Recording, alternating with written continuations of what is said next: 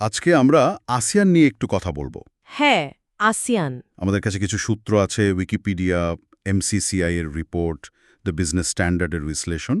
এগুলো থেকে বোঝার চেষ্টা করব যে আসিয়ান জিনিসটা কি। আচ্ছা, বাংলাদেশের কি এই জোটে যোগ দেওয়া উচিত বা উচিত না? আর এখন যে ডক্টর ইউনূসের নেতৃত্বে অন্তর্বর্তীকালীন সরকার আছে, তারা কি এই বিষয়ে কোনো ডিসিশন নিতে পারে? বেশ কয়েকটা জরুরি প্রশ্ন। আসুন একটু গভীরে যাই ব্যাপারটার। অবশ্যই। তো আসিয়ান মানে association of south east Asian Nations.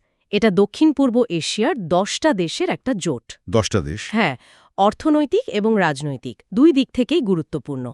এর মোট জনসংখ্যা কিন্তু কম না, প্রায় ৬৮০ মিলিয়ন। ও বিশাল। আর ২০২৫ সালের মধ্যে এদের সম্মিলিত জিডিপি ধরা হচ্ছে 4.2 ট্রিলিয়ন মার্কিন ডলারের বেশি হবে। হুম। এদের মূল লক্ষ্যগুলো কি? নিজেদের মধ্যে অর্থনৈতিক সহযোগিতা বাড়ানো, বাণিজ্যটাকে আরও সহজ করা। এই যে আসিয়ান ফ্রি ট্রেড এরিয়া বা অ্যাফটা, এটা তারই অংশ।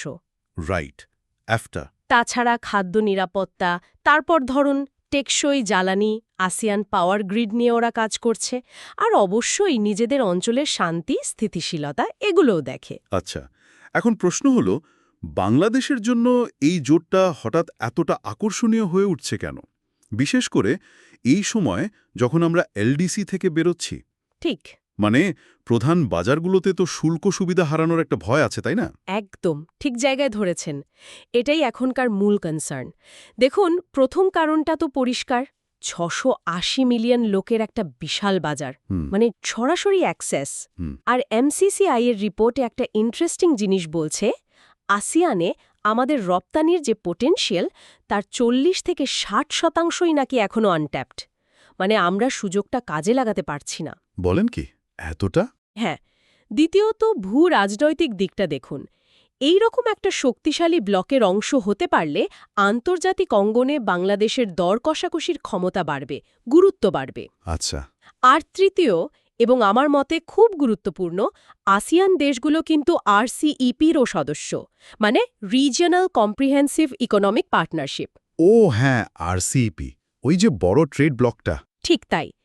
এশিয়া প্যাসিফিকের ১৫টা দেশ, Bangladesh trade and tariff commission একটা হিসাব দিয়েছে যে আরসিইপিতে ঢুকতে পারলে আমাদের রপ্তানি ১৭% আর জিডিপি ০.26% পর্যন্ত বাড়তে পারে। এটা তো বিরাট ব্যাপার, বিশেষ করে এলডিসি গ্র্যাজুয়েশনের পরে।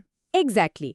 আর একটা জিনিস ভাবুন, আমাদের রপ্তানির ৮৫% তো তৈরি পোশাক। হ্যাঁ, এই নির্ভরতাটা অনেক বেশি। এই নির্ভরতা কমানো দরকার। আসিয়ানের মাধ্যমে আমরা ফার্মাসিউটিক্যালস, হালকা ইঞ্জিনিয়ারিং, এগ্রো প্রোডাক্টস এইসব নতুন খাতে রপ্তানির সুযোগ তৈরি করতে পারি। আমাদের ভৌগোলিক অবস্থানটাও কিন্তু দারুণ, দক্ষিণ আর দক্ষিণ পূর্ব এশিয়ার মাঝে একটা ব্রিজ। আর এই ভূ-রাজনৈতিক গুরুত্বের কথা বলছিলেন, সেটা কিন্তু বর্তমান অন্তর্বর্তীকালীন সরকারও ধরতে পেরেছে মনে হচ্ছে। শোনা যাচ্ছে ৫ই আগস্টের পট পরিবর্তনের পর ডক্টর ইউনূসের সরকার আসিয়ান সদস্যপদের জন্য চেষ্টা করছে। ইন্দোনেশিয়া, মালয়েশিয়ার সমর্থনও নাকি চাওয়া হয়েছে। হ্যাঁ, এবং পেয়েছেও। এই খবরটা কিন্তু এসেছে। পেয়েছে? আচ্ছা। হ্যাঁ, এই তৎপরতাটা দেখা যাচ্ছে। তবে দেখুন, সব ভালোর তো একটা উল্টো পিঠও থাকে, তাই না? কিছু চ্যালেঞ্জও আছে। অবশ্যই, অবশ্যই। কি ধরনের চ্যালেঞ্জ? যেমন ধরুন, আসিয়ানের অনেক সদস্য দেশ কিন্তু শিল্পে বেশ এগিয়ে। ইলেকট্রনিক্স, ফার্মাসিউটিক্যালস, ইঞ্জিনিয়ারিং, এমনকি সেমিকন্ডাক্টর, এসব খাতে ওরা খুব শক্তিশালী। এখন আমরা যদি এই জোটে যোগ দিই, আমাদের স্থানীয় শিল্পগুলো, বিশেষ করে এইসব খাতের, তারা কিন্তু একটা তীব্র প্রতিযোগিতার মুখে পড়বে। এটা একটা বড় চিন্তার বিষয়। একদিকে নতুন বাজার, অন্যদিকে নিজের ঘরের শিল্প বাঁচানোর চ্যালেঞ্জ। কঠিন ব্যালেন্স। একদম। তাছাড়া আসিয়ানের রুলস, রেগুলেশনস, বাণিজ্য নীতি, বিনিয়োগ নীতি, এগুলোর সাথে আমাদের দেশের আইন কানুন, পলিসিকে তো মেলাতে হবে। বেশ কিছু কাঠামোগত পরিবর্তন দরকার হবে। হোমওয়ার্ক অনেক। অনেক। আর এই পুরো ইন্টিগ্রেশনের একটা খরচ আছে, যেটা দেখা যায়, আবার যেটা দেখা যায় না, ইনট্যাঞ্জিবল কস্ট, সেটাও ভালোভাবে হিসাব করতে হবে। আবার আসিয়ান জোটের নিজেরও কিছু সমস্যা আছে। যেমন ধরুন, দক্ষিণ চীন সাগর নিয়ে সদস্য দেশগুলোর মধ্যে মতের অমিল। আবার মিয়ানমারের ভেতরে যে সংকট চলছে, এগুলোও তো জোটের উপর প্রভাব ফেলে। ঠিক। তাহলে এত সব বিবেচনা করে মূল প্রশ্নটা আবার সামনে আসছে। ডক্টর ইউনূসের নেতৃত্বাধীন এই অন্তর্বর্তীকালীন সরকার তাদের কি ম্যান্ডেট আছে এত বড় এত দীর্ঘমেয়াদী প্রভাব ফেলবে এমন একটা সিদ্ধান্ত নেওয়ার? দেখুন, পরিস্থিতিটা তো বেশ জটিল। সূত্রগুলো বলছে বর্তমান রাজনৈতিক প্রেক্ষাপটে মানে 5ই আগস্টের পরে আসিয়ান সদস্যপদ পাওয়াটাকে একটা গুরুত্বপূর্ণ কৌশলগত পদক্ষেপ হিসাবে দেখা হচ্ছে।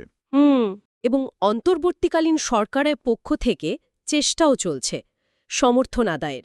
কিন্তু যে কোনো বড় স্ট্র্যাটেজিক সিদ্ধান্ত সেটা যেই নিক না কেন, তার আগে কিন্তু এর সব দিক সুবিধা অসুবিধা ঝুঁকি সুযোগ সব পুঙ্খানুপুঙ্খ বিশ্লেষণ করাটা অপরিহার্য। মানে হুট করে লাফ দেওয়া ঠিক হবে না। একদমই না। স্ট্র্যাটেজিক ম্যানেজমেন্টের ভাষায় যদি বলি, প্রথমে বর্তমান অবস্থা বিশ্লেষণ করতে হবে, তারপর লক্ষ্য ঠিক করতে হবে, সেই অনুযায়ী কৌশল বানাতে হবে, সেটাকে বাস্তবায়ন করতে হবে এবং পরে মূল্যায়ন করতে হবে পুরো ব্যাপারটা। একটা লম্বা প্রক্রিয়া, আর ফ্লেক্সিবিলিটিও দরকার, কারণ পরিস্থিতি বদলাতে পারে। তার মানে এখনই হ্যাঁ বা না বলে ফেলার চেয়েও বেশি জরুরি হলো পুরো বিষয়টা ভালোভাবে বোঝা, একটা স্বচ্ছ মূল্যায়ন করা এবং ভবিষ্যতের জন্য একটা পথ নকশা তৈরি করা, তাই তো? একেবারে ঠিক বলেছেন। সিদ্ধান্ত যাই হোক না কেন, প্রস্তুতিটা আসল, কারণ এর প্রভাবটা দীর্ঘমেয়াদী হবে। আচ্ছা, আলোচনার শেষে একটা প্রশ্ন বা ভাবনা রেখে যাই, কি বলেন?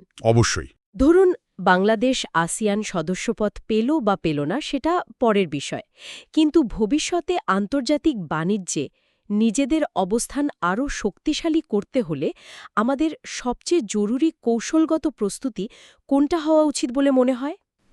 ভালো প্রশ্ন। আর শুধু অর্থনীতির বাইরে যদি ভাবি, দক্ষিণ পূর্ব এশিয়ার সাথে এই যে ঘনিষ্ঠ হওয়ার সম্ভাবনা, এটা আমাদের আঞ্চলিক বা আন্তর্জাতিক পরিচয়ে ঠিক কী ধরনের বদল আনতে পারে, এটা নিয়েও ভাবা যেতে পারে।